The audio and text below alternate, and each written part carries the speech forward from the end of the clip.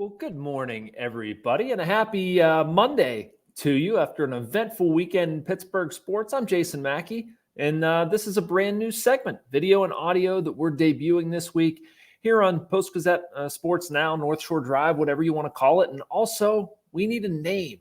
I'll lead with that. Well, I won't lead with that. I'll lead with actually talking about sports. But the format for this thing, we're basically going to do about 10 minutes a day, 3 times a week to start. I have a feeling we'll probably add some more. There's certainly a lot of things to talk about, places to go with this show. It's not going to be terribly involved, but the idea is going to be just a quick hitter, kind of where I was at, what I've been writing about, follow what I've been doing at the Post-Gazette. As many of you know, covered the Pirates for a few years. Before that, covered the Penguins, recently transitioned into a columnist role. And lately, I feel like where's Waldo a little bit in a good way, just bouncing around to different places. Normally, it's just all PNC Park. But last week, spent time at Pitt, Penguins, and here talking to you right now from PNC Park after just an exhilarating, crazy, maddening, all kinds of stuff Pirates game. We'll get into that a little bit more, as well as some big picture takeaways. Going to be a lot of Pirates on today's episode of the show, but just want to remind you, as always, we're brought to you by the North Shore Tavern. If you love baseball, you'll love the North Shore Tavern. The interior is wall-to-wall Pirates. There are appetizers, entrees, cocktails, and of course, steak and seafood on a sizzling lava stone, open every day. The North Shore Tavern across from PNC Park is Pittsburgh's home for steak on a stone. So again, if you have any suggestions on a name, thoughts, formats, this is going to be pretty fungible. I like that word, and I think we're going to just adapt and try to do something every day and talk about things and make it interesting. I don't think that's going to be that hard. And hit me up on Twitter at jmackeypg. You can email me, jmackey@post-gazette.com. Either way. But how about that Pirates game? Huh? I mean, trying to make sense of this team is really, really difficult right now. True story. The anecdote in my column is about all of us getting down to the media room to go see Derek Shelton. And my responsibilities in that vein are a little bit easier right now, but beat writers are adjusting their stories and having to fix things after a final outwind. You know, Edward Olivares hits the ball, and it could have been a game-ending double play. Gunnar Henderson throws wild to first. And, I mean, geez, of all things, not to get bogged down in the details, but how good were the Orioles throughout the series defensively, and they lose on a defensive play. You couldn't believe it. And so anyway, these guys are tweaking their stories and trying to get downstairs as fast as possible.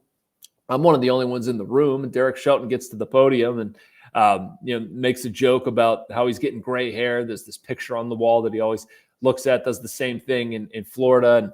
And I mean, they're adding some gray hairs to their manager's hair and facial hair, and the hair on top of his head or whatever. But it's been fun, right? It's been fun to watch these guys. It's been fun to, you never know what they're going to do. They have 4 wins, in the final at bat out of their 8 total, best start since 2018. And I want to dig into a little bit of how they're doing this. And that's the craziest part of it for me. They haven't played anywhere near their best baseball. They just haven't. I mean, they haven't fielded particularly well. They've made too many outs on the bases. The starting rotation has been far better than anyone thought, but the bullpen, is it humming along at full capacity? No. I mean, they're missing at this point 3 of their top 5 with Majinski, Holderman, and Baracki. And then David Bednar, I would argue, hasn't been his best self. Aroldis Chapman's really been the only steady one. They lost Moretta to Tommy John surgery. But you've had guys come in there and pitch really well. Jose Hernandez was fantastic again on Sunday. I've been liking what Rowanzi Contreras has done. Josh Fleming was a nice addition there. Even Hunter Stratton, Ryder Ryan, they've gotten enough to get by. Offensively, I really like the approach they're showing. I mean, saw a stat pregame. They've seen the second most pitches in Major League Baseball behind only the Dodgers. That's what the Pirates are trying to do. They're trying to be an absolute pain in the butt to get out. And to this point, I know it's only 10 games, but they've executed it. And all of that stuff has sort of helped them cover up some not great performances. We expected a lot more from Henry Davis to this point. We expected a lot more from Jack Sawinski and Andrew McCutchen. I mean, I thought for sure Kutch would have his 300th homer by now, and it just hasn't been that way. I mean, it's 10 games, not going to overreact. Guys go through things. It's not a big deal.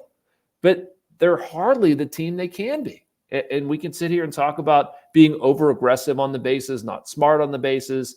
I would argue that it was probably not the time to send Jared Triolo, and it didn't help things that Jared Triolo hesitated around second base. Better to just stay on third and live to fight another day. But Be that as it may, we've seen fielding be an issue. I mean, Brian Hayes has made a couple errors, for crying out loud. Jared Triolo and Alika Williams, like those are guys you expect to catch the ball. The play O'Neill Cruz made today wasn't great, gave up a base. Connor Joe in right field as well. The Pirates should be a good defensive team.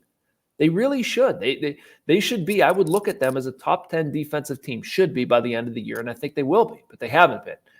The other thing, and this might be the biggest takeaway I have from today and the whole series, look at the pitching. Not just the bullpen, the starting pitching. It's halfway decent.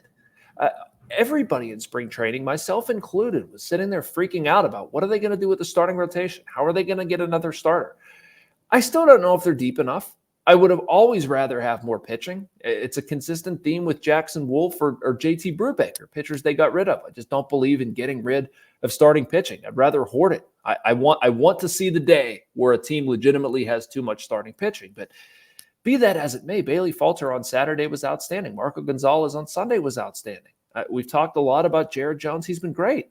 I mean, you could make the argument that Mitch Keller is their number 5 or worst starter right now. I don't think that's going to hold. I think Mitch is going to be just fine, and I think he's extremely talented and deserves the contract. But look at results. He's been the worst one. And Martin Perez almost pitched into the 7th inning. Like, their rotation has been very good, surprisingly very good. So what they do with all this, I don't know. I love what they showed Sunday dealing with the Orioles. I mean, this is a very, very good team and a very good bullpen as well. And it was the way the rally started. Hayes single, Joe draws the walk.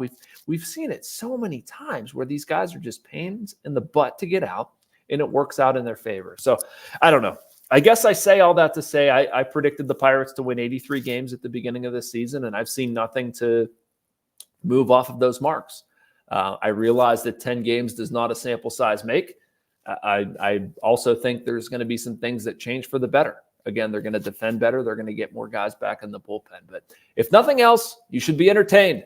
It's been very good, a fun start to cover. Looking forward to coming back here tomorrow again for the start of I guess tonight, I should say, since this will run on Monday, for the start of the Tiger series.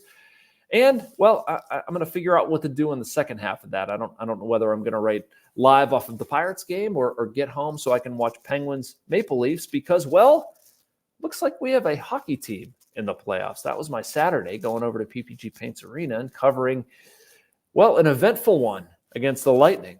And, well, I don't need to recap the game for you, but I do want to just sort of talk a little bit about some impressions over there.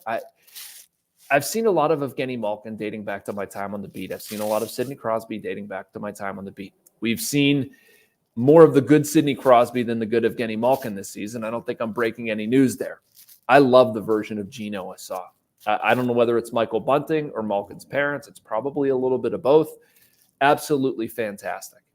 This version of Malkin will play. And I do think Bunting was a big part of that. And, Sid, Brian Rust, what they've done, what they're, kind of weaving Ricard Raquel in and out. I've liked that.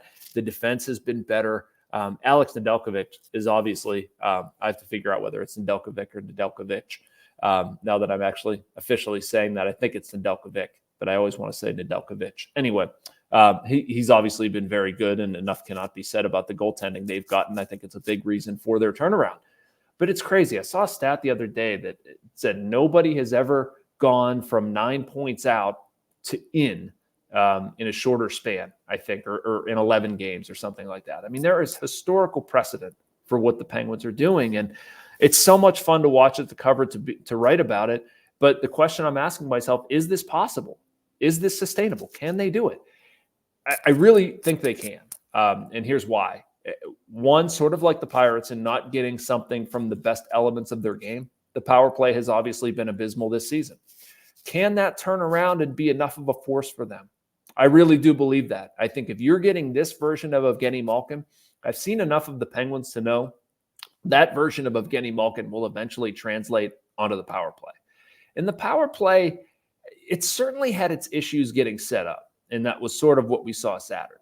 When they're set up, though, which I think is if you employ Erik Karlsson and Chris Letang, you should be able to get the puck in the zone. You should be able to get set up in some sort of formation. Deference has been an issue. I would hope that's somewhat fixable thing with Evgeny Malkin. But if you can bring the power play into becoming a weapon, my goodness, could you have something there? I don't look at any of the other teams in the Eastern Conference and see anybody who's even remotely a threat. Well, I shouldn't say remotely a threat. I mean, Tampa's certainly there, but I think the Penguins can absolutely hold their own with some of these other teams. I like the way the schedule shakes out for them down the stretch. Really looking forward to them having a strong final 5 games, being there for a couple of them, and we'll see what happens in the playoffs. But it's been a lot of fun digging into their story as well. Probably talk a little bit more Penguins on Wednesday, as well as anything else that comes up throughout the week. So anyway, thank you for watching this. Drop me a line with any names or suggestions you have for topics. This will kind of evolve as we do it. And yeah, we'll talk to you on Wednesday.